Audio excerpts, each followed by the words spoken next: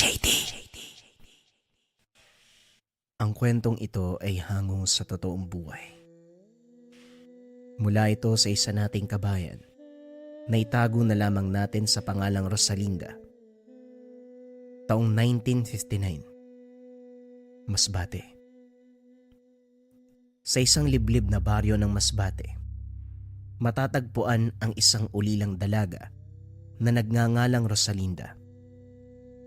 Bata pa lamang nang masangkot sa aksidente ang mga magulang matapos maipit ng dumara ang truck. Kagad siyang kinupkop ng mga tiyahin. Bagamat kamag-anak, trinato itong katulong ng pamilya. Gayunpaman, lubos pa rin ang pagpapasalamat ng dalaga sa pamilyang kumupkop sa kanya. Pagtungtong ng 16, bumukod na ito ng tahanan. Hindi man nakapag-aral, banat na ang mga buto ni Rosalinda. Kung ano-anong trabaho na ang kinuha nito upang makapag-ipon at mabuhay ang sarili. Kahit mag-isa sa buhay, kailanman hindi nagkaroon ng sama ng loob ang dalaga. Palagi itong nagpapasalamat sa bawat taong tumutulong o nagbibigay sa kanya ng kahit anong biyaya. Dahil dito, maraming humanga at rumespeto sa kanya. Ni isa, walang gustong kumalaban kay Rosalinda. Bukod kasi sa wala namang rason upang maging kaaway, siguradong pagtutulungan ng mga tao kung sino man ang umape sa kanya. Bagamat nagpapasalamat, minsan hindi maiwasan ang dalagang mangulila. Nais nitong magkaroon ng sariling pamilya upang may mahalin, magmahal sa kanya at matatawag na pamilya niya. Alam ito ng bayan, kaso nga lang kahit maraming nagkakagusto sa dalaga, bukod sa mabait at maganda, walang sumubok manligaw dito dahil sa iniisip nila. Walang sino mang lalaki ang karapat-dapat na tumanggap ng pagmamahal na kasing puro ng kay Rosalinda. Lumipas ang ilang taon, pagdating sa edad na 19, may dumating na binata mula sa Maynila. Laki sa yaman. Ngunit kahit ganun, hindi kailanman naging gahaman o matapobre si Gabriel. Ayon sa kwento, lumuwas ang binata upang mamuhay ng simple kasama ang ina at ama nito. Katulad ni Gabriel, kilala ang ina at ama nito bilang mapagbigay ng mga tao. Kahit may kaya, ni minsan hindi nanapak ng kapwa ang mag-asawa. Kaya naman kahit dayuhan, kagad tinanggap ng bayan ang binata. Kalaunan, nagkita ang landas ng dalawa. Nagkakilala ng mabuti at nagkatuluyan. Ipinakilala ni Gabriel si Rosalinda sa mga magulang. Nung una inakala ng dalaga na hindi siya matatanggap ng pamilya lalo na't ulila. Hindi nakapag-aral at hindi ito mayaman. Ngunit laking tuwa niya nang malamang gusto din pala siya ng mga ito. Hindi naging mahirap ang pagsasama ng lahat. Napakasaya, payapa, kontento sa kanilang buhay. Bagamat sanay kumilos at gumawa ng gawaing bahay si Rosalinda, palagi itong tinutulungan ng pamilya at ni Gabriel. Kailanman, hindi sila nanumbat o nagreklamo. Ngunit kahit napakabuti ng mga naninirahan, hindi maintindihan ng dalaga kung bakit nakakaramdam ng negatibong enerhiya sa tahanan ng nobyo. Isang araw habang nagtutupi ng labahan, nagulat ang dalaga nang biglang sumakit ang batok, para bang may tumutusok sa kanyang leeg. Paghawak nila ay wala naman. Wala ring tao o bagay na nakapaligid na maaaring magdulot nito sa kanya. Kung gaano kabilis sumakit ang leeg, ganon din kabilis na wala, kaya hindi niya na masyadong binigyan ng pansin. Kinabukasan, doon na nagsimula ang mga sintomas. Tila palaging nangihina, walang enerhiya si Rosalinda. Madalas na itong nagsusuka sa umaga, ilang beses nang hinimatay ang dalaga. Pagdating sa pagamutan, nalaman ng pamilyang nagdadalang tao na pala ang dalaga. Tuwang-tuwa ang mag-asawa sa balita. Matagal na nilang hinangad na magkaroon ng apo. Kaya naman biyaya ang balitang dala ni Rosalinda. Habang nagdiriwang ang mag-asawa, napatingin si Rosalinda sa nobyo. Hindi nito mawari kung anong emosyon ang nararamdaman ng binata. Sinubukan niyang kausapin, ngunit hindi umiimik si Gabriel. Wari ng dalaga na maaaring nabigla ang kasintahan, kaya naman hinayaan niya muna ito. Pagkauwi, todo asikaso ang magiging lolo at lola. Lubos na nagpapasalamat sa pagmamahal na ipinapakita ng mag-asawa. Kaso nga lang, sumapit na ang gabi at hindi pa rin umuuwi si Gabriel. Nag-alala na maaaring napano na ang binata.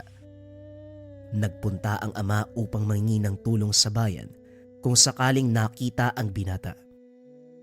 Ngunit lumipas ang 1 linggo, hindi na talaga ito nagpakita. Isang araw, pumutok ang tsismis na umuwi daw ng Maynila ang binata. Ayon sa saksi, ayaw daw panagutan ni Gabriel ang daladala ni Rosalinda. Dagdag pa nila, hindi daw siya ang ama nang nasa sinapupunan ng dalaga. Bagamat nakakasira ng puri ang tsismis na kumakalat sa bayan, halos walang naniwala sa balitang iyon, lalo na't kilala nila ang dalaga mula pagkabata. Kaya imbis na masira ang reputasyon, sinuportahan pa nila ito. Hinikayat na hindi niya kailangan ng lalaking tulad ni Gabriel. Ganun pa man ang nangyayari, merong iilan na hindi makapaniwala na magagawa ito ni Gabriel, lalo na't iba ang pagkakakilala nila dito. Kaso nga lang, nangyari na ang nangyari. Kung tunay mang lumuwas ang binata dahil ayaw nitong panagutan ng nobya, wala silang ibang magagawa kung hindi umusad na lamang. Nabalot ng hiya at dismaya ang mag-asawa. Hindi sila makapaniwala na ganon ang reaksyon ng anak. Nangingi ng tawad ang dalawa kay Rosalinda. Kaso nga lang ng gabing yun, doon nalaman ng dalaga na hindi pala tunay na anak si Gabriel. Ano pong ibig niyong sabihin? Inampon niyo lang po si Gabriel? Tanong ng dalaga. Ganun na nga, iha. Pero sana wag mong ipagsabi sa ibang patungkol dito. Hindi kasi kami nagkaroon ng anak. Kaya nung merong isang babaeng nagmakaawa na kunin namin ang anak niya, dahil hindi daw kayang buhayin tinanggap namin si Gabriel. Kaso, may bisita. Kung sino man ang babaeng yon, hindi man lang nagpakilala sa kanya. Kaya kung sakaling magtanong ang anak ko, hindi rin namin siya masagot kung sino ang tunay na ina. Pero kung sakaling magkita uli kami, siguradong matatandaan ko ang itsura. Wika nito. Nangako si Rosalinda, mananatiling tikom ang kanyang bibig patungkol dito. Nangako din na mag-asawa na hindi papabayaan ang nagdadalang tao. Lumipas ang araw. Bagamat malungkot kinaya nito ang sarili, wala pa ring balita sa nobyong nag-abandona sa kanila. Ngunit simula noon, doon na napansin ni Rosalinda unti-unting pagbabago ng kapaligiran. Sa pagsapit ng dilim, may mga uwak na gustong pumasok sa tahanan. Paulit-ulit hinahampas ang katawan sa bintana. Nagkaroon na rin ng mga bayawak sa kisame. At minsan, nakakadiri na ang mga pangitain. Unti-unting dumadami ang mga insekto sa lugar. Nung una ay mga langgam. Sumunod ay mga langaw at nariyan na ang mga lamok. Hanggang sa nagkaroon na rin ng mga alupihan at iba pang mga insekto. Ilang beses nang kumuha ng tauhan ng mag-asawa upang puksain at alamin ang pinagmula ng mga insekto. Napuksa naman nila, pero hindi naging matagumpay na alamin kung saan nagmula. Bukod pa rito, kahit nabuntis, nangangayayat ang dalaga kahit sapat naman ang kinakain nito. Bukod pa sa pagpayat, ang balat nito ay tila unti-unti nang natutuyo, parang nilalason ang kanyang laman. Nang magpasuri sa manggagamot, laking gulat nila nang malamang hindi nagalaw ang bata sa sinapupunan kahit na buhay at normal ang kondisyon nito. Pag-uwi, naganap ng pare ang mag-asawa. Katoliko ang mga ito, kaya't inakala nila may demonyong gumagambala sa pamilya. Naganap din ng kakilala si Rosalinda na maaaring makatulong sa kanilang sitwasyon. Kinabukasan, nagtungo sa tahanan ang dalawa, ang tinawag ni Rosalinda at ang tinawag ng mga magulang ni Gabriel. Si Padre Isidro, isang konserbatibong pare na maigpit sa doktrina ng simbahan, at si Mang Telmo, isang matandang albularyo na may koneksyon sa sinaunang orasyon at mga engkanto. Bagamat magkaiba ang paniniwala ng dalawang panig, nirespeto nila ang kani-kanilang mga pananampalataya. Kaso nga lang, unang tingin pa lang, hindi magkasundo si Padre Isidro at Mang Telmo. Hindi dapat tinatangkilik ang mga bagay na gawa lamang ng mga tao. Tanging Diyos lamang ang dapat mong paniwalaan. Manampalataya ka sa Kanya, iha. Wika ni Padre Isidro. Hindi naman gawa-gawa lang ng tao ang panggagamot at ang pagiging albularyo. Matinding pag-unawa at ipinagkakalob ito sa karapat-dapat lamang. Hindi ito biro o kathang-isip lamang. Mataas na uri ng konsentrasyon upang kumonekta sa kalikasan. Yan ang dapat gawin. Kahit hindi nagtitinginan, alam ng pamilya na nagpaparinigan ang dalawa. Nagpatuloy sa pagbabangayan. Ngunit biglang tumigil si Mang Telmo nang mapatingin sa tiyan ng dalaga. Ang buong akala ng pare, natamaan ito sa kanyang sinabi. Ngunit nang sundan nito ang mga mata ng manggagamot, nagulat din sa nakita. Ano po yun, Padre? Meron po ba kayong nakikita na hindi namin nakikita? Mukhang hindi nyo nga nakikita ang nakikita namin. Nababalot ng itim na enerhiya ang tiyan mo, iha. Akin at babasbasan muna kita. Dinala ang dalaga sa simbahan. Sumama si Mang Telmo dahil ang kutob nito, hindi espiritual ang labang haharapin ng dalaga. Pagpasok, hindi naman nasunog o nagkaroon ng negatibong epekto ang pagdalaw ni Rosalinda sa simbahan. Dinasalan nito ng pare. Binasbasa ng banal na tubig. Kaso nga lang, naroon pa rin ang itim na enerhiya. Hayaan muna natin at ipagpatuloy lang ang pagbabasbas sa'yo, Rosalinda. Manampalataya tayo at magdasal. Sinasabi ko sa inyo, hindi demonyo ang kalaban ng dalaga. Itim na mahika ang may gawa niyan. Wika ni Mang Telmo. Doon na nagsimula ang pagtatalo ng dalawa. Bagamat hindi sang-ayon, nare-respeto ni Mang Telmo ang desisyon ng pare. Ilang beses binasbasa ng dalaga at patuloy sa pagdarasal ang mga ito. Kaso nga lang, katulad ng inaasahan ng manggagamot, hindi ito ang solusyong hinahanap ng pamilya. Bagamat ako'y manggagamot, hindi ibig sabihin nun na binabalewala ko ang iyong pananampalataya. Naniniwala ako may Diyos at ako'y nagdarasal din. Kaso ang sinasabi ko sa inyo, ibang tulong ang kailangan. Kailangan puksain ang gumawa nito sa iyo, Rosalinda, sa lugar at sa pamamaraan kung paano ito dinala sa iyo. Dahil hindi umuusad o gumagaling ang karamdaman ng dalaga, nagpasya ang pamilya. Sundin si Mang Telmo. Naganda ng tansong baul ang manggagamot. Dala-dala ang mga pinatuyong halamang gamot. Kasama na dito ang mga tuyong insekto. Sinindihan ito sa loob at nagtalaga ng mga orasyon. Hindi katulad ng karaniwan. Ang usok na lumalabas sa baul ay kulay berde. Hindi karaniwang barang ang ginawa sa iyo. Isang pangkadena ng kaluluwa na mula sa linya ng mga sinaunang mambabarang. Makapangyarihan at walang awa ang may pakana niyan. Wika ni Mang Telmo habang binabasa ang mensahe mula sa usok. Hindi pa natatapos ang pagbabasa. Nawala na ang apoy. Ayaw magpakilala ng taong gumawa nito sa dalaga. Dahil dito, dinala ni Mang Telmo ang grupo sa sitio Puting Araw. Dito nakatago ang isang itim na kahoy ng sinukuan. Isang puno na hindi nabubulok. May balat na kasing itim ng uling at amoy insenso. Ayon pa sa manggagamot, ang sinukuan ang pinakamabisa at makapangyarihang puno pangontra sa mga sumpa, baranga at iba pang masasamang elemento. Kaso nga lang, dahil sa abilidad ng punong ito, siguradong merong tagapagbantay. Kayang-kaya nitong kontrahin ang anumang sumpa na ibinigay sa'yo.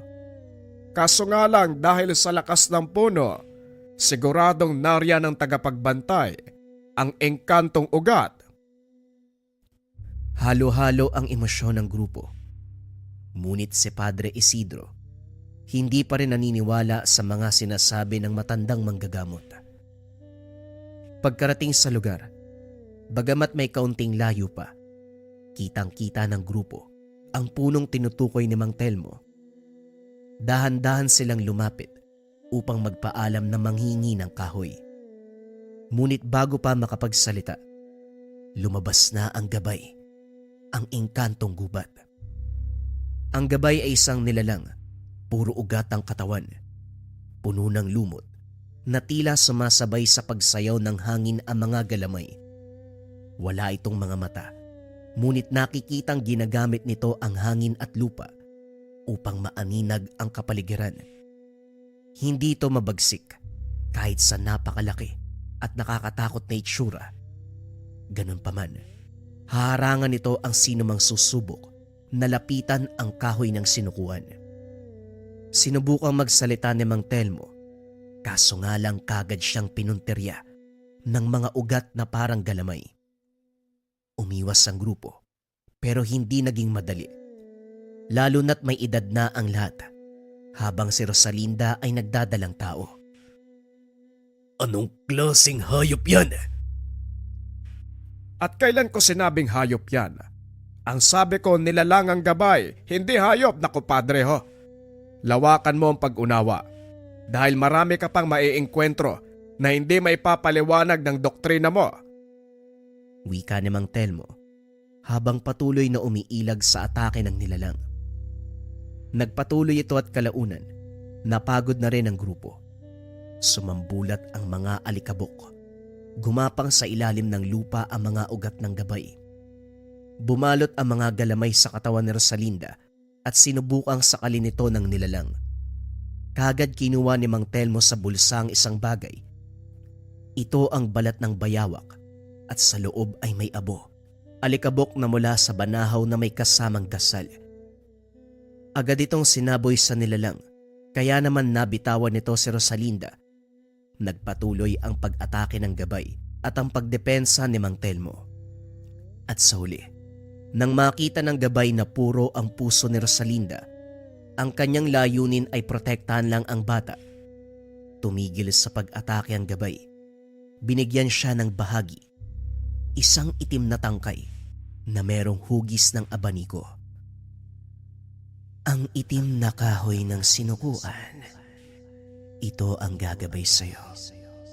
Ngunit paalala, huwag mo itong gagamitin sa pag-iigante, sapagkat sa sandaling ibalik mo ang sumpa, ang kadiliman ang kakain din sa'yo, lalong-lalo na sa iyong puso. Nagpasalamat ang grupo at nagtungo na sa baryo. Sa tulong ng gabay, natunto nila ang kinaroroonan ni Gabriel.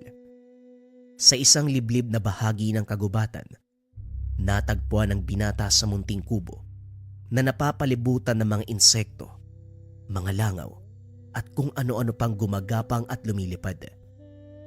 Sa gitna ng silid si Gabriel, nakaupo, hindi kumikibo, hindi nagsasalita, na para bang wala sa tamang pag-iisip.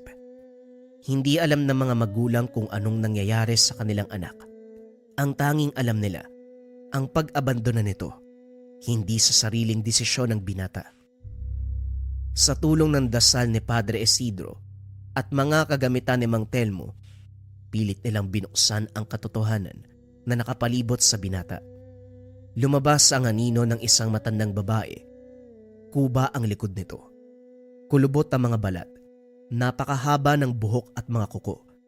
Katakot-takot ang itsura. Biglang napatakip ng bibig ang ina ni Gabriel nang makita kung sino ito. Kilala mo ba kung sino ang babaeng yan? Nagkatinginan na mag-asawa. Ayaw pa sanang sabihin kung sino ito.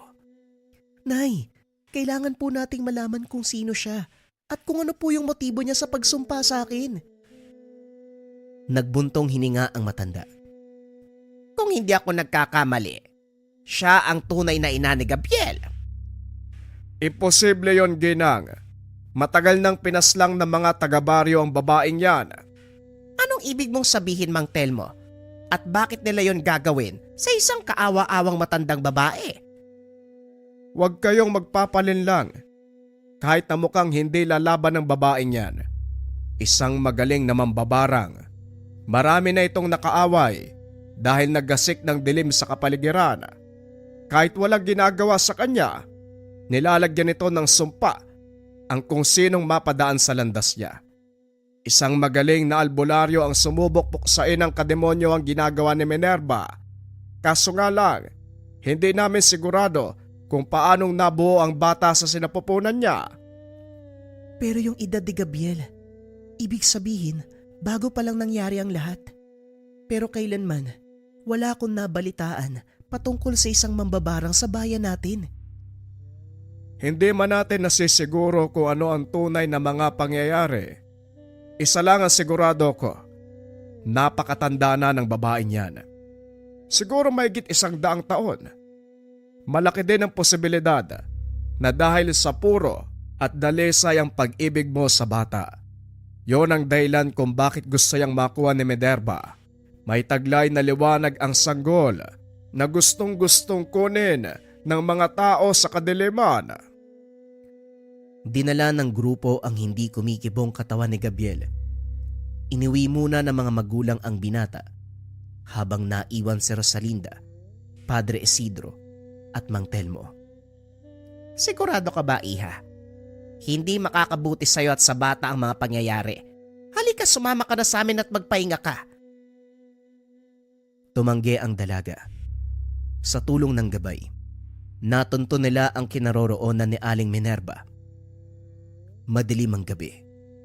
Pareho ng itsura. Napapalibutan ng mga insekto.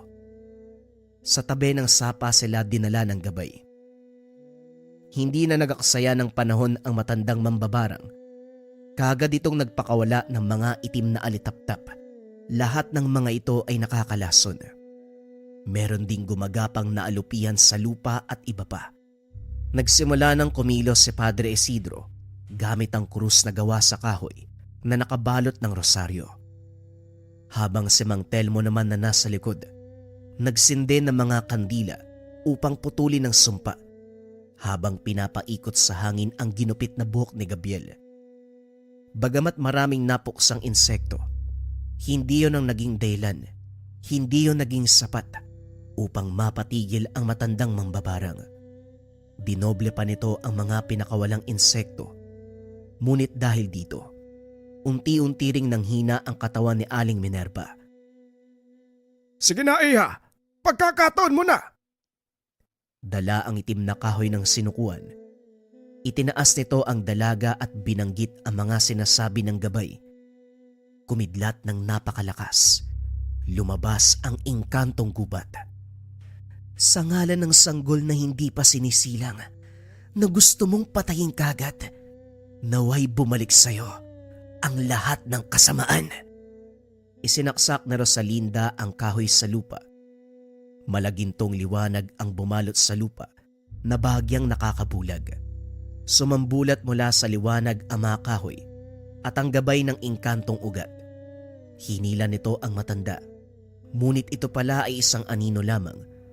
Nang matanggal ito, naiwan si Gabriel na sinapian ng espiritu ng mambabarang. Hinila ng gabay ang espiritu, isinilid sa katawan ng puno kung saan ito ay natuyo at nabiyak. Sumabog, biglang binalot ng itim na usok ang paligid. Sumunod ang katahimikan. Mula sa sinapupunan ng dalaga, nagkaroon ng liwanag na bumasag sa kadiliman. Kagad kinuha ni Padre Isidro ang walang malay na katawan ni Gabriel. Kung nandito si Gabriel, sino ang dinala na mag-asawa sa tahanan? Dali-daling umuwi si Mang Telmo upang puntahan ang dalawa. Unti-unting naglaho ang gabay matapos tuluyang patayin ang matandang mambabarang. Napalod si Rosalinda. Tumagas ang tubig. Senyales na lalabas na ang bata.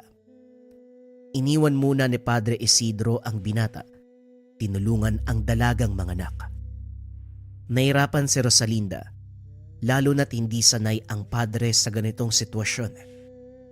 Ilang minutong lumipas bago tuluyang nailabas ang anak ng dalaga. Kagad binigay ni Padre Isidro ang bata sa ina. Napawi ang ngiti kay Rosalinda nang mapansing hindi umiiyak ang bata. Pinakiramdaman nito ang pulso ng sanggol at kung may hangin ba na lumalabas sa bibig nito. Ngunit wala. Napayak na lamang ang dalaga nang mapagtantong wala ng buhay ang anak. Kalaunan, nakarating na rin sila Mang Telmo at mga magulang ni Gabriel. Mabuti na lamang naabutan ni Mang Telmo ang dalawa sa daan dahil natuklasan nito. Nakahoy lang pala ang akala nilang katawan ng anak. Kagad silang napatingin sa dalaga. Katulad ni Rosalinda, napawi din ang ngiti sa kanilang mga muka nang makitang umiiyak ang dalaga. Dahil sa ingay nagising si Gabriel. Tuliro at luhaan.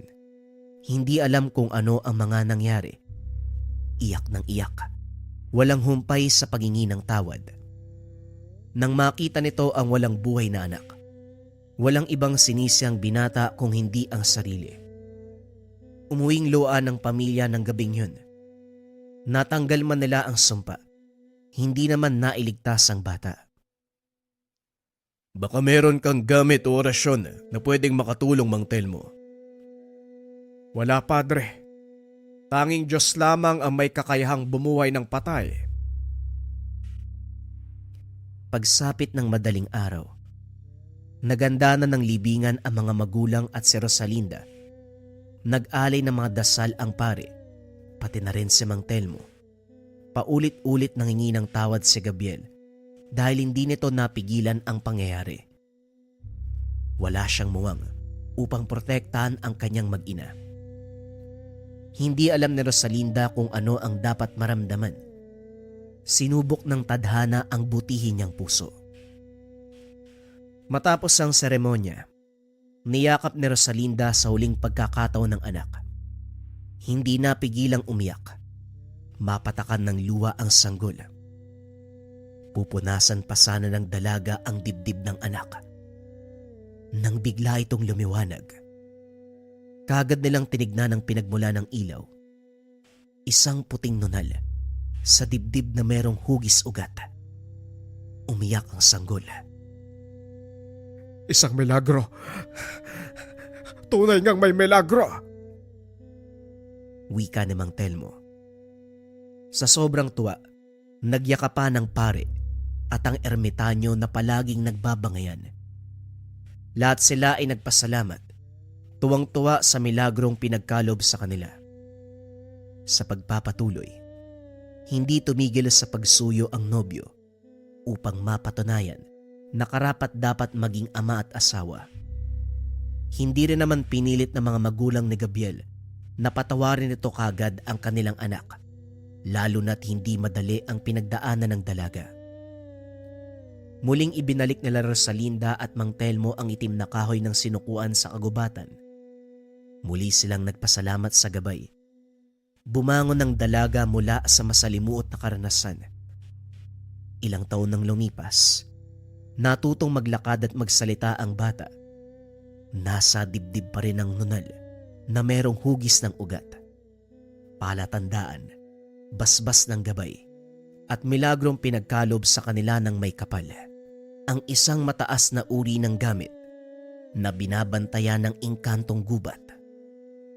Ang itim na kahoy ng sinukuan. Bagong kwento pa rin ang kasunod mga kabayan. Ito ay pumapatungkol sa mambabarang kontra aswang. Simulan na ang storya. Ang kwentong ito ay hango sa totoong buhay. Mula ito sa isa nating kabayan na itago na lamang natin sa pangalang Jovan. Taong 1998, Iloilo. Hindi nalingid sa kalaman ni Jovan ang tungkol sa pinanggalingan ng pamilya. Hindi lang sabi-sabi, kundi katotohanan. Ang angkan na pinagmulan ay may lahing aswang.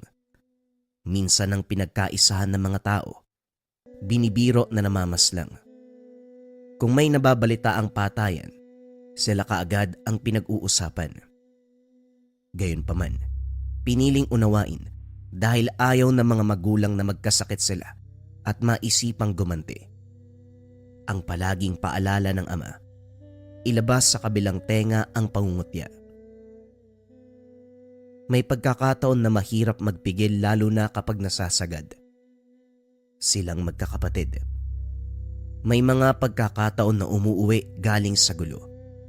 Pinaglaban lang sana ang sarili pero sila pa ang sinugod sa bahay at pinagkaisahan. Ito ang nag-udyok para lisanin ang sentro. Manirahan sa bukirin kung saan napapalibutan ng mga bundok at malawak na kagubatan. Dito payapa ang buhay, malayo sa anumang banta ng mga tao. Nang lumaki ang pamilya, hindi kayang tugunan ng pagtatanim ang pang-araw-araw. Nagpasya ang ama na si Mang Romulo dahil nakatapos ng high school. Nakatungtong pa ng 1 taon sa kolehiyo bilang mechanical engineer. May kakilalang nagtatrabaho sa Saudi. Pangingibang bansa ang naisip na solusyon sa kahirapan, bagay na kaagad pinatulan ng ama. Tumagal si Mang Romulo ng mahigit 10 taon. Malilit pa lamang ang mga anak nung umalis. Binata na ng makabalik. Labis ang tuwa nang makapiling muli ang ama. Kaso nga lang malaki ang pagbabago. Kung dati malaki ang pangangatawan, ngayon bumabakat ang buto. Pagod ang makikita sa mga mata. Nakangiti nga, pero mahahalatang hindi tunay na masaya. Nagtatanong ang ina kung ano ang nangyari sa Saudi, kung minaltrato, kung hindi ba pinapakain o kung ano pa. Panay iling si Mang Romulo. Ayon sa kanya, ito siguro ang resulta ng labis na pananabik sa pamilya. 10 taon din ang tinagal bago sila nakasama muli. Kaso nga lang para kay Jovan, merong mali. Ang nangyari sa ama ay hindi dulot ng pagkasabik, maltrato ng amo o kung sino man. Malaki na siya at nalalaman ang kaibahan ng mga bagay-bagay nang makaraos pa sekretong kinausap si Mang Romulo. Pa, tayo lang naman ang nandito. Sabihin mo sa akin kung ano ang totoo. Hindi ako naniniwala sa mga sinabi mo kay mama. Dahil alam ko, may mas malalim na dahilan kung bakit ka nagkakaganyan. Sabihin niyo ho sa akin. Ako ang panganay mo eh. Sisiguraduhin ko magbabayad yung lapastangan na yan. Wika ni Jovan. Iho, kumalma ka nga. Ano bang sinasabi mo dyan? Maniwala ka o hindi? Totoo ang sinabi ko. Iba ang epekto kapag nalayo sa pamilya. Hindi ka makakakain ng maayos, hindi makatulog. Napapaisip kung ayos lang ba kayo rito? Nakakakain ba ng masarap ang mga anak ko? Kagaya ng pagkain na hinahain nila sa akin doon. Iho, huwag kang mag-alala. Ngayong nakauwi na ako, babalik din ang pangangatawan ko. Nagpaalam ako sa amo ko na magbabakasyon muna ng 1 taon. Pumayag naman siya. Pinapangako ko sa'yo, tataba uli ang tatay mo. Kikisig uli ang katawan. Hindi mo ako madadala sa ganyan pa. Alam nating lahat kung ano ang pinagmula ng pamilya. Dinanas mo na ba ngayon ang ininda ni Lolo Ricardo nung araw? Pa, kung ito man yun, sabihin niyo sa akin kung sino yung aswang na sumubok sa inyo. Ako ang bahala. Liligpitin ko siya. Nagbuntong hininga si Mang Romulo. Tinapik sa balikat si Joban. Iho, wala itong kinalaman sa lahing pinagmula natin. Malayo rin sa nangyari noon sa lolo mo. Huwag ka na mag-isip ng kung ano-ano. Sige na, mabuti pang tulungan mo mga kapatid para matapos kagad ang gawain. Napabuntong hininga si Jovan. Pailing-iling na umalis. Sa loob ng binata, sigurado siyang katulad ng yumaong lolo ang kinalalagyang sitwasyon ng ama ngayon. Biglang pumayat, nanghina, huli na ng malamang biktima ng kapwa aswang. Ang malala pa, kadugulang din ng trumaydor. Sa paglipas ng mga araw lumala ang kalagayan ni Mang Romulo. Humantong sa punto na hindi na tumatanggap ng pagkain ang katawan. Sa tuwing makakakain, sinusuka lamang uli. Maramihan ko maglabas ng dumi, nang minsan pa ay nagsasama pa ng laman. Naninilaw ang mga mata, hirap na kong idilat. Dumulog ang ina sa manggagamot at batay sa pagsusuri nito, hindi matukoy kung ano ang nangyayari. Pero siguradong galing sa kaliwa ang nasa likod nito. Kinausap si Mang Romulo, pero maging dila ay nanigas. Tumingin na lang ito, mga mata na walang emosyon. Mang Raulo, hindi po ba talaga matutukoy kung ano ang karamdaman ni Papa? Mainam na bigyan mo ng pangalan para alam ko kung paanong sisingilin ang pesteng yun. Sandali. Ikaw ba ay may ideya sa kaganapan? Sa pananalita mo parang may alam ka kung sinong gumawa nito sa papa mo eh. Totoo ano? Ganito kasi ang nangyari kay Lolo noon. Biglang nagkasakit, tapos walang manggagamot na tumulong. Natatakot ako dahil sa lahi namin. Hindi ko alam kung anong eksaktong tawag pero sigurado ko nakatulad ito kay Lolo. Manong, kailangan ko ang tulong mo para mailigtas si Papa. Yung kay Lolo, tumagal ng ilang linggo bago binawian ng buhay. Huwag naman sanang umabot sa ganun. Handa akong tumulong dahil hindi naman kayo naiiba sa akin. Hindi man tayo magkadugo, pero ang tungkulin kong sinumpan, hindi lang para sa mga tao. Manggagamot ako. Kahit halimo pang lumapit pagagalingin ko. Pero hihingi ako ng kondisyon. Dapat makipagtulungan ka rin sa akin dahil ikaw ang may nalalaman. Wala akong problema. Noon kasi, nalaman na lang na mula sa angka namin ang nasa likod ng paghihirap ni Lolo. Naisip ko lang na baka ganon din kay Papa. Malaki ang angka namin. Hindi ko kilala ang iba at karamihan masasama ang ugali. Pero isang tao lang ang kilala ko na pwedeng gumawa nito. Siya rin ang pinaghihinalaan ko kay Lolo noon. Kung sigurado ka nga pwede mo siyang manmanan, dumayo ka sa tahanan ng taong yan. Siguraduhin mo ang lahat ng iyong hinuha. Ako may iwan dito sa ama mo para maagapan ang kondisyon at hindi tuluyang mapinsala ang katawan. Sa oras na may makuha kang impormasyon, bumalik ka kagad para magawa ang ritual na kinakailangan. Nagkakaintindihan ba tayo, Joban? Kilala pa naman kita. Nakakalimot ka minsan padalos-dalos pa. Tandaan mo, ayusin natin ang problemang ito nang walang pisikalang laban. Gawin mo ng tahimik. Hoy! Nakikinig ka ba? Oo naman si Manong talaga. Aminado ako wala sa tamang pag-iisip kapag nasa ganitong kalagayan. Pero pinapangako ko, mag-iingat ako ngayon. Hindi sinabi ni Joban ang totoo sa ina. Hindi ito makakapayag na lalapit sa kahit na sinong ang kanila.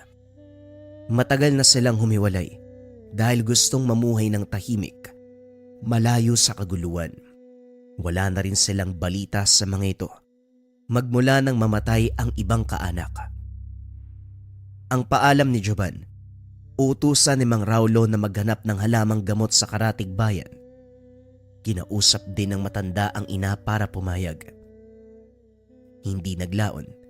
Sinimula ng binata ang paglalakbay pabalik sa pugad ng mga angkan. Unang pag-apak sa lugar, Lahat ng mga mata ay nakatingin. Gulat ang mga ito sa biglaang pagbalik. Makikita sa mga kaanak ang samot-saring emosyon. May galit, may gustong manakit, at merong nalulungkot. Naiintindihan niya ang galit dahil ito sa pasyang talikuran ang lahi. Hindi lang maunawaan kung ano ang ibig sabihin ng lungkot na mababanaag sa mukha ng tiyahin.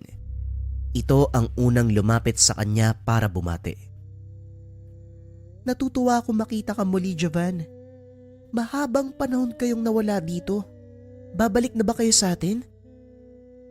Wika na Tia Agnes. Yumakap sa kanya. Maigpit. Pinapaiwatig kung gaano kasabik. Naluluha pa ito. Hindi o Tia. Gusto ko lang bumisita rito.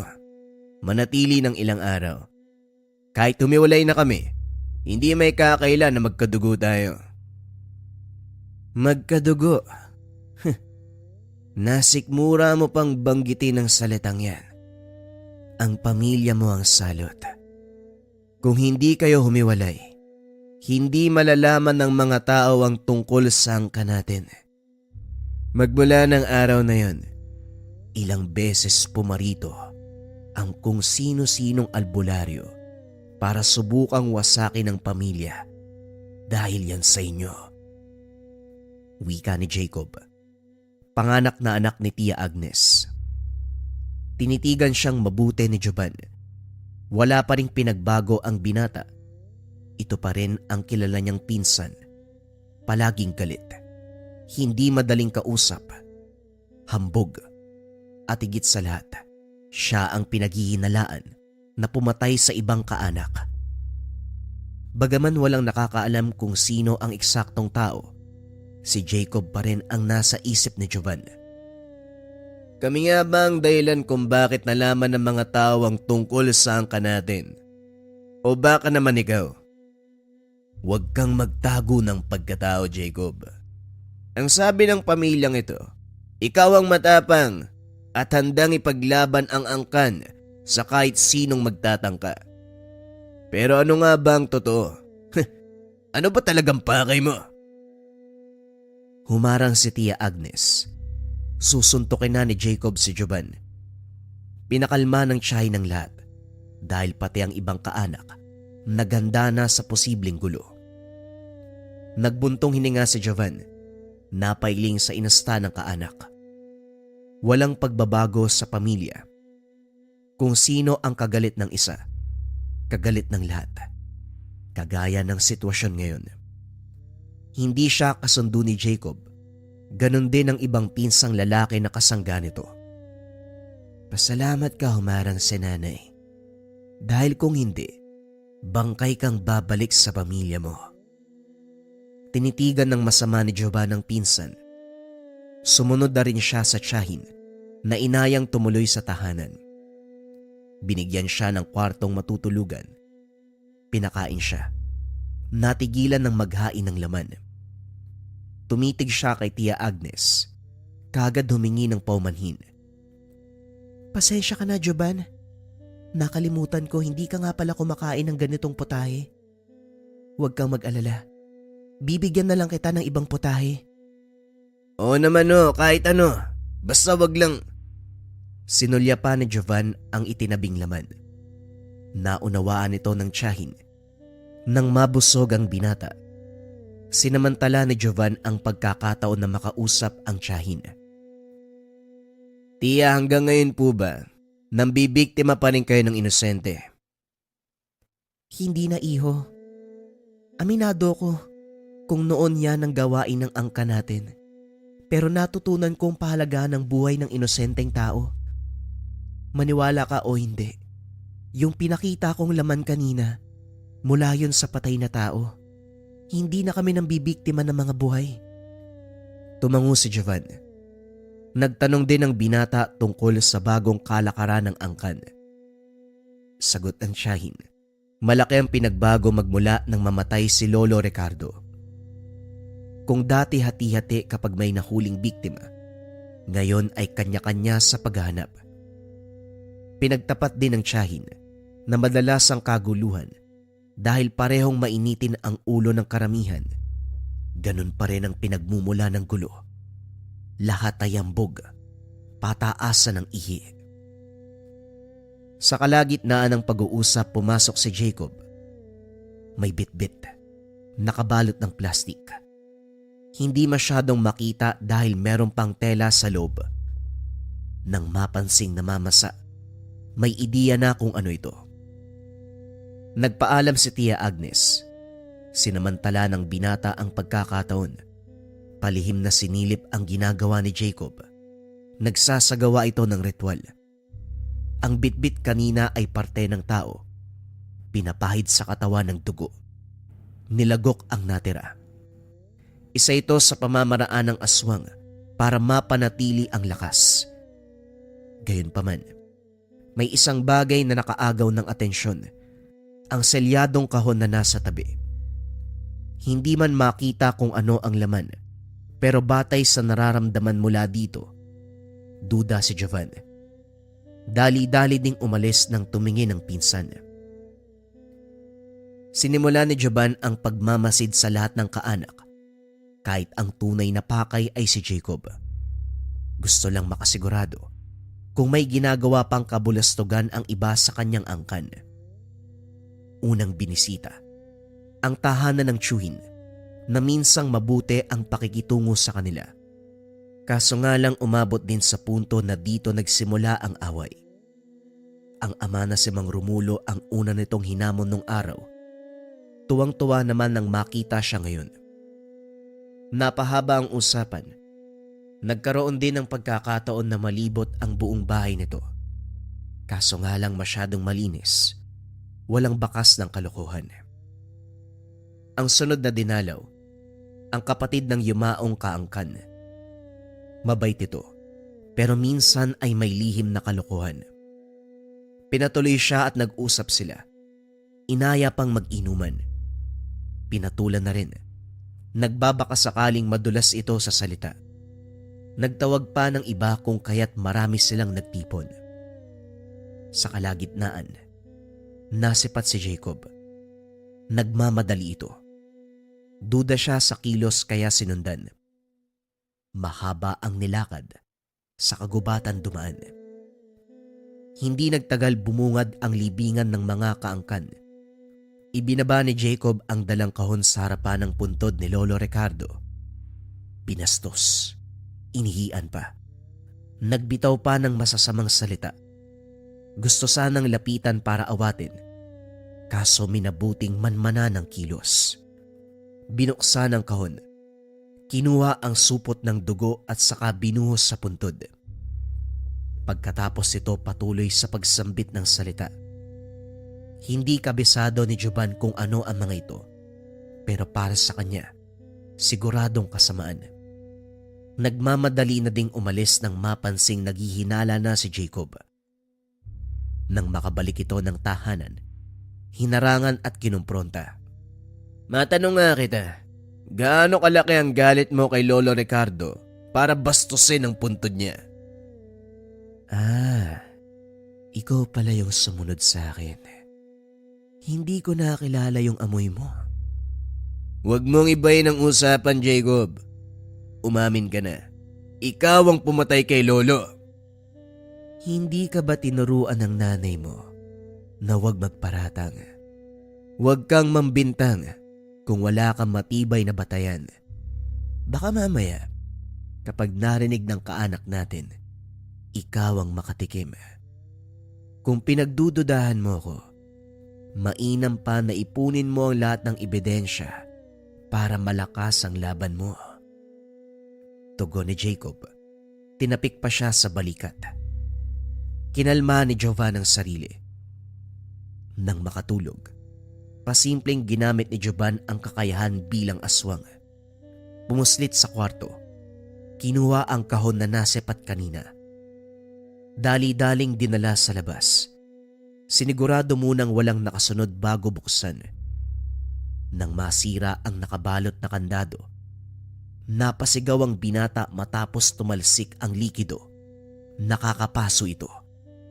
Mabuti na lamang nakahanap kagad ng tubig. Nilublob ang muka hanggang sa nawala ang hapdi. Pag-angat sumalubong si Jacob. Tuwang-tuwa sa nasilayan.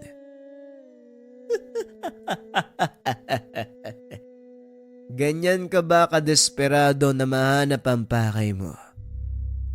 Teka, sandali. Ano bang sadya mo, Jovan? Ang kamatayan ba ni Lolo ang pilit mong hinahanapan ng hustisya? At bakit mo namang gustong malaman? Ikaw ang may gawa, no? Lalong lumakas ang tawa ni Jacob. Hindi nagtagal naglitawan pa ang ibang mga pinsan. Masama ang titig kay Jovan. Pumalibot sa kanya. Sumakabilang buhay na ang matandang yon. Huwag mo nang halongkatin ang nakaraan. Baka mamaya magulat tayo. Bumangon yun sa libingan. Jovan, huwag ka masyadong bumida. Kapag kami nainggit sa'yo, ewan ko lang kung ano ang kaya naming gawin. Hindi na nakasagot pa si Jovan. Tumitilapon kahit saan. Pinagtutulungan. Hindi pa nakakabangon at muli na namang natatamaan. Bugbog sarado. Dahil kahit sabihin pang may lahi siya, higit ang kakayahan ng mga ito. Dahil araw-araw namumuhay sila bilang aswang. Hindi nagtagal ginawa siyang laruan ng mga ito. Pinagpasapasan. Puno ng kalmot ang katawan. Humihingal na nakahandusay sa tabi. Huwag kang magsusumbong kahit kanino kung ayaw mong punteryahin namin ang pamilya mo. Alam mo kung paano ako magalit. Jovan, dito naman wala kang maaasahan dahil karamihan galit sa inyo. Mauna na kami. Nakakapagod bugbugin ang isang inutil na kagaya mo. Muling kinalmot si Jovan sa muka bago iniwan. Humilata na lamang sa lupa si Jovan. Pinalipas ang oras para kahit papano makabawi ng lakas. Sa kabutiang palad nakita ni Tia Agnes. Inasikaso niya ang binata. Nilapatan ng gamot ang mga sugat. Ayaw sanang magpagamot ni Jovan dahil pamamaraan ng aswang ang ginamit ng tiyahin. Subalit sa lubha ng lagay, hindi napigilan. Tiniis na lamang niya ang ideya na mabubuhay ang tinagong pagkatao kapag nakapasok na sa katawan ng langis. Lumipas ang ilang oras. Mabuti ang pakiramdam ng binata. Narinig ni Jovan ang komprontasyon ng mag-ina, si Tia Agnes at Jacob. Pinagalitan ng tiyahin ng anak. Pero salip na makinig ay sumasagot ito. Umabot pa sa puntong nagkasakitan.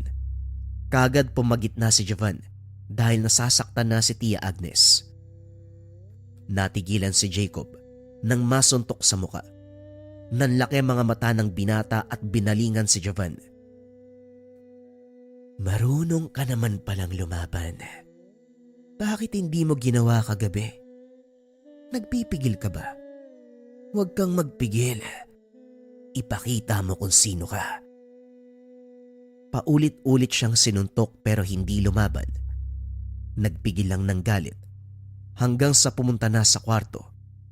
Dumiretso ang tingin sa kahon. Sa pagkakataong ito malakas ang hatid na pakiramdam. Kaso nga lang dali-daling hinila ng tiyahin palayo. Huwag ka munang lumapit kay Jacob. Alam kong hindi kayo magkasundo. Pero hindi ka pwedeng tumuloy sa iba nating kaanak. Dito ka lang ligtas sa lugar na to. Kahit puno ng pag-aalala ang boses, salungat naman ang pinapahiwatig ng mata. Hindi siya sumagot. Sa puntong ito, may pagdududa na rin sa tiyahin. Nasabi pa sa sarili na posibleng may kinalaman ito sa ginawa ng anak. Dahil dito, maging ang tiyahin ay minatyagan. Sa muling pagsapit ng gabi, hindi nakaligtas kay Jovan ang gawain ng mag-ina. Sa puntong ito, kumpirmadong magkasabwat sila. Naging palabas lang ang pag-aaway para malito ang binata. Nagriritual si Jacob habang si Tia Agnes ay nagbabasa ng libreta Sa harapan ng nakasinding mga kandila, naroon pa ang puno ng saging na inukita ng pangalan ng ama na si Mang Romulo. Dito na naging malinaw ang nangyayari. Naulit sa ama ang nangyari sa yumaong lolo. Hindi lang makapaniwala na ang tiyahing nagpapakita ng kabutihan sa lahat. Ito pa ang nangunguna sa masuklam na gawain.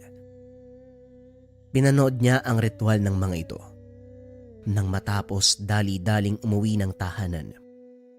Naabutan si Mang Romulo na kasalukuyang ginagamot ang ama. Sa puntong ito, butot balat na lamang. Hindi na nakakarinig. Wala nang pakiramdam. Nang masipat ng manggagamot ang binata, kaagad na nag-usap. Ilang araw kang nawala, kaya aasahan ko may dala kang balita. Nahanap mo ba kung sino ang nasa likod ng paghihirap ni Romulo? Saksi mismo ang mga mata ko kung paano sila nagritual. Sa puno ng saging nakaukit ang pangalan ni Papang. Ganon din ang nakita sa tahanan ni Lolo Ricardo nung natagpuan siyang wala ng buhay. Ibig sabihin, sina Tia Agnes ang pumatay kay Lolo at ngayon naman si Papa ang pinupuntirya nila. May naisip akong paraan para kontrahin sila. Kailangan nating gawin bago mahuli ang lahat. Sasabihin ba natin sa nanay mo? Wag na. Lalo lang ho siyang mag-aalala. Maging ang mga kapatid ko. Gawin natin ito ng palihim, kagaya ng sinabi nyo. Sumama si Jovan kay Mang Raulo. Akala niya ito ang gagawa ng hakbang. Nagulat siya na ipakilala ang isang mambabarang. Palipat-lipat ang tingin sa dalawang matanda. Hindi naglaon. Hinila sa tabi ang manggagamot para tanungin. Bakit may mambabarang? Anong gagawin yan? Huwag kang mag-alala dahil kapatid ko siya sa ama. Biyasa sa pagpuksa ng kasamaan gamit ang kasamaan. Kaya niyang mag-utos sa pinakamatataas na uri ng hayop upang patayin ang tiyahin at pinsan mo. Gusto mong tapusin sa tahimik na paraan, hindi ba? Ito ang pinakamainam na solusyon. Napalunok si Jovan. Binalingan ng pansin ang mambabarang. Nang makita ang mga gamit nito, maging ang reaksyon ng matanda na handang tumulong, isinabahala na dito ang lahat. Katuwang ng mambabarang si Mang Raulo, hiningi ang pangalan na Tia Agnes at Jacob. Sinimulan kagad ang ritual. Inilabas ng mambabarang na si Mang Agosto ang 2 garapon ng alupihan. Inilagay ang mga ito sa nagbabagang uling. Gulat si Jovan dahil hindi ito namamatay. Pinataka ng likido, sinabayan ng pagsambit ng orasyon habang paulit-ulit na sinasambit ang pangalan ni Tia Agnes at Jacob. Hindi nagtagal. Naging kulay itim ang 2 alupian. Nang utusan ni Manong Agosto, dali-daling gumapang ang mga ito sa tahanan. Lalarga na ang mga alaga ko. Pupunta ng mga lapastangan upang kitilin ang buhay. Pwede nyo nang balikan ng biktima. Ito ang mga bagay na dapat yung tandaan. Kung mamamatay si Romulo sa pagpatak ng 6:00 mamaya, ibig sabihin bigo ang ritual ko. Kapag bigla siyang sumigla, ibig sabihin nagtagumpay. Dali-daling bumalik ng bahay si Jovan. Kinakabahan habang nakaharap sa ama. Panay tingin sa oras. Palihim naman siyang sinita ni Mang Raulo dahil naghihinala na ang ina. Kaso hindi mapigilan ng binata. Nang sumapit ang 6:00, nanlaki ang mga mata habang titig na nakaratay sa ama. Nanginig ang buong katawan ni Jovan. Paulit-ulit na sinasambit sa isipan na sana mabuhay ito. Nang makitang lumagpas sa oras, napansin ang unti-unting pagsigla ng ama. Hindi mapigilang sumigaw sa tuwa. Gulat ang lahat sa kilos niya. Diretso pang niyakap ang ama. Buhay ka, Papang. Buhay ka. Mabuti na lang lumapit. Basta buhay ka, Papang. Yun ang mahalaga. Natigilan ng binata ng hampasin ng ina. Tinanong siya kung nababaliw na ba ito. Agarang umiling si Jovan. Sinabing natutuwa lang na magaling na si Mang Romulo. Nagtataka ang ina kung paanong nalamang magaling, gayong makikitaan pa ng kaunting pangihina. Hindi na sumagot ang binata. Patuloy na niyakap ang ama. Inakalang doon na nagtatapos ang lahat. Nagulantang ng mambulabog ang mga kaanak. Kahit nasaan yung aswang ang mga ito, kilalang kilala pa rin. Ang hindi matanggap, kasabwat pala si Lolo Isko, kapatid ng yumaong si Lolo Ricardo. Jovan, gusto ko lang malaman kung may kinalaman ka ba sa pagkamatay ni Agnes at Jacob. Hindi ba tumuloy ka sa kanila? Biglang nawala ng gabi. Kinabukasan natagpuan silang walang buhay. Ikaw ang salarin, tama ba? Lolo Isko, paano niyo ako pagbibintangan? Matagal na akong humiwalay sa angkan. Oo, umalis ako pero nagpaalam naman. Sa tingin niyo ba kaya kong patayin yung mga yun? Hindi ako kagaya niyo. Hindi nga ikaw, pero pwedeng may kasabwat. Nakita namin ang mga alupian sa tabi ng bangkay. Mula ito sa isang mambabarang. Lolo, wag mo nang idamay ang anak ko rito. Malalim na ang gabi. Umalis na kayo para makapagpahinga ang lahat. Kami na ang umiiwas, pero pilit kayong lumalapit. Wika namang Romulo. Hinila si Jovan papasok ng tahanan, pero masyadong mapilit ang mga kaanak. Sa isang kurap, nasa harapan na ang aswang. Ginawaran ng kalmot si Jovan. Gumanti naman si Mang Romulo, pero napuruhan din. Hindi pa gaanong gumaling ang kalooban, kung kaya't mahina kumpara sa mga ito. Lumabas din si Mang Romulo. Nagpakawala ng orasyon sa hangin. Dahan-dahang umatras ang iba. Pero si Lolo Isko ay nagpumilit makalapit. Tumilapon ng manggagamot. Gayunpaman nagulantang ang lahat nang biglang mangisay ang matanda. Sumigaw habang may pilit na inaabot sa likod. Hindi nagtagal may lumabas na malaking alupian sa bibig. Kinagat-kagat ang iba't ibang bahagi ng katawan nito hanggang sa umandusay. Hindi nakaligtas ang iba na magsilabasan ang grupo ng alupihan. Lahat sila nilantakan ng mga aswang. Sa mismong bakuran bumulagta ang lahat. Lumobo ang bahaging may kagat. Nagkulay lila. Mula sa kadiliman, lumabas ang mambabarang na si Manong Agosto. Inilahad nito ang nakabukas sa garapon. Gumapang ang mga alupihan pabalik sa loob. Hindi nakabalik ang dalawa kong inutusan. Yun pala pinatay. Huh. Ano pa nga ba ang gagawin sa mga lintik na pumatay sa mga alaga ko? E di pagbayarin at patayin din sila. Wika ni Mang Agosto. Pinagmasdan ang nakabulagtang mga aswang. Pagkatapos ay walang paalam na umalis. Hinabol naman ni Mang Raulo para sabay nang umuwi. Matapos ng insidenteng iyon, pinalipas si Jovan ng panahon. Naglakas loob na bumalik sa lupain ng angkan. Dito na pag-alaman, kanya-kanya sa pag-alis nang mamatay si Lolo Isko. Pero ang pinakakinakagulat, ang laman ng kahon na nasa silid ni Jacob, ang pugot na ulo na si Lolo Ricardo. Sinadya ang libingan nito. Hindi pa masyadong naaagnas ang bangkay, katawan lamang ang naroon at walang ulo.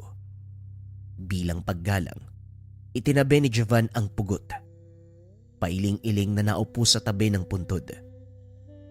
Hindi akalain ng binata na magiging ganon ang takbo ng kaganapan.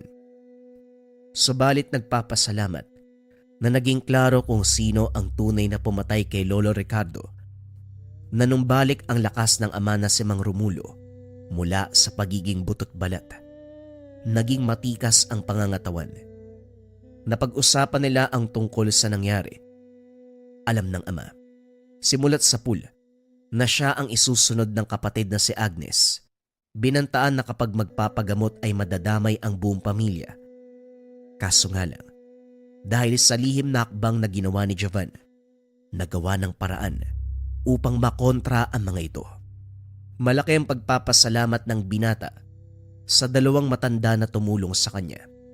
Si Mang Raulo na isang manggagamot at si Manong Agosto na isang batikan na mampaparang. Ito yung mga tipo ng gamit na hindi na kailangan pag-isipan kung bibilin o hindi kasi malaki naman yung may tutulong sa'yo. Ang tawag dito sa necklace na to kabayan ay gabay medalyon. Ang bisa niya ay pampaswerte at gabay sa career, health, love life, and finance. Kung mapapansin, merong mga nakapaikot na simbolo dito sa gabay. Baybayin yan mga kabayan na ang ibig sabihin ay kalasag, kalakasan, kayamanan at katalinuhan. Ito namang mga arrow sa gitna ay inspired sa Buscalan tattoo na Travelers and Compass. Galing pa ng Negros ang gabay medalyon, gawa ng 6 na antingero, gawa ng Antingeros del Negros. Sila nagkonsagra, sila nagbasbas, sila yung bumuhay dito sa gamit. May 6 na pangkalikasang sangkap na hinalo sa gabay habang inuhulma, naroon na rin ang mutya. Kaya naman kapag hinawakan yung medalyon, kapag sinuot, may enerhiya kayo nararamdaman dahil sa mga sangkap at tamang pagkukonsagra. Kung interesado ka sa gabay medalyon, pampaswerte at gabay sa career, health, love life, and finance, i-visit mo lang ang shop ng Likha Merchandise.